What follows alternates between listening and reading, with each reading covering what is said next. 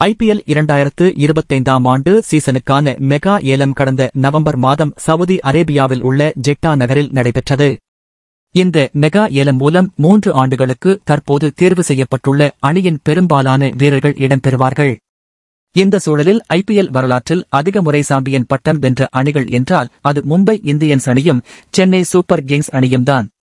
கொல்கத்தா அணி 3 முறை சாம்பியன் பட்டத்தை வென்றிருக்கிறது.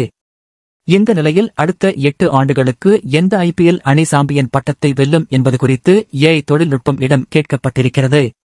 இதற்கு அணியின் பலம் மற்றும் வாய்ப்பு விகிதத்தை வைத்து இனிவரும் சீசன்களின் எந்த அணி கோப்பையை வெல்லும் என தெரிவித்திருக்கிறது.